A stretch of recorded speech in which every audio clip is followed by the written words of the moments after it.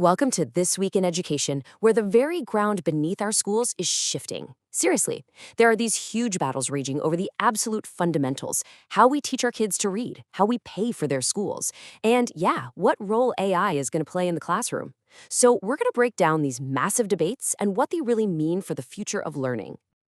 All right, here's what we're covering. First, we are diving deep into the science of reading revolution.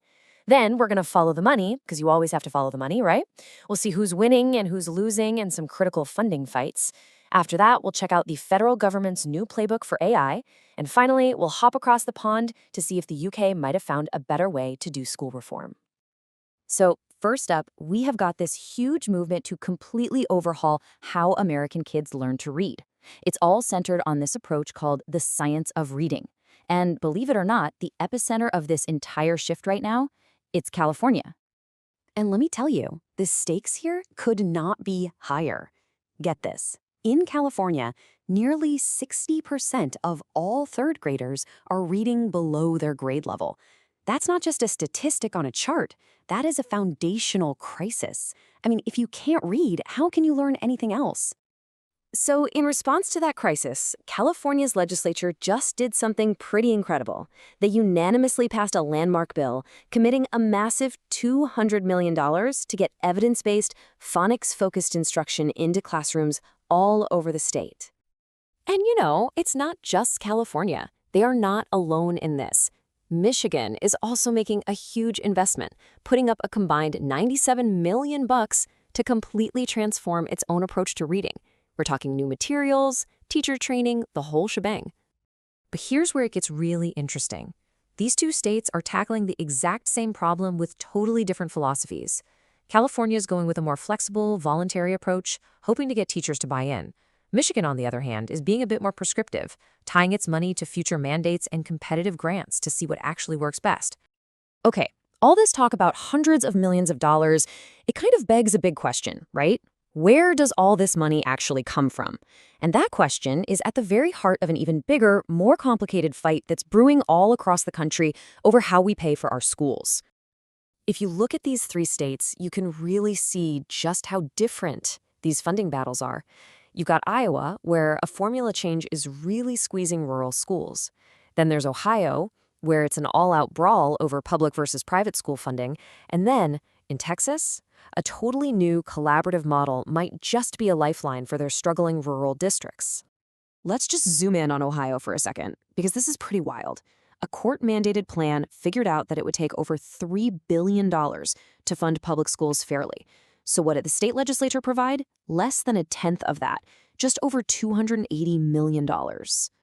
And as education advocates like Scott DeMauer are quick to point out, this decision happened at the same time the state's private school voucher program grew to nearly $1 billion. That's $1 billion, he says, that's just not available for the vast majority of kids who are in the public school system.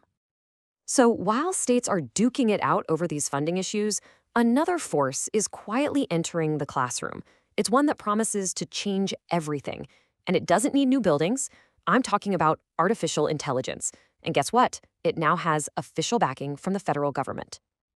And listen, this isn't some far-off sci-fi future. This is happening right now. For the first time ever, state education tech officials have named AI as their #1 priority. It literally just leapfrogged cybersecurity, which held that top spot for years. That is a huge, huge shift. Now, seeing this massive shift happening, the U.S. Department of Education just released some landmark guidance. But hold on, it's not a green light for tech-free for all. Not at all. It's actually a framework with 5 key guardrails to make sure AI is used responsibly. We're talking things like making sure it supports teachers, not replaces them, protecting student data, and using it ethically. And here's the crucial part. This guidance unlocks existing federal money for some very specific uses. So now, schools can officially use federal funds for things like adaptive learning software, AI-powered tutors, and tools to help kids explore career paths. Okay, so we've seen the battles over reading, funding, and tech here in the US. To wrap things up, let's zoom way out and head to the United Kingdom, because they're trying a radically different approach to help their struggling schools, one that's all about partnership instead of pressure.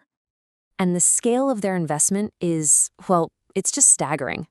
Through their new RISE program, for schools that have been underperforming for years, the government has boosted per-school support funding by over 1,500%. Yeah, you heard that right. That's a 1,567.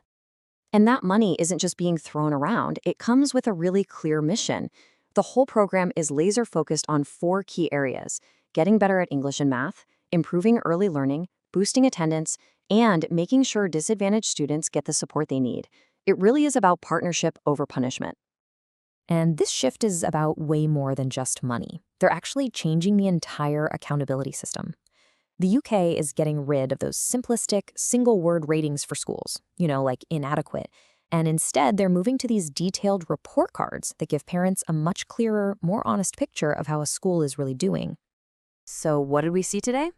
States are placing these huge bets on new ways to teach reading. The fights over school funding are getting more intense than ever. AI is officially in the classroom to stay, and whole countries are trying out brand new models for reform. It all leaves you with one really big question, doesn't it? Which of these bold experiments will be the one that actually defines the future of learning?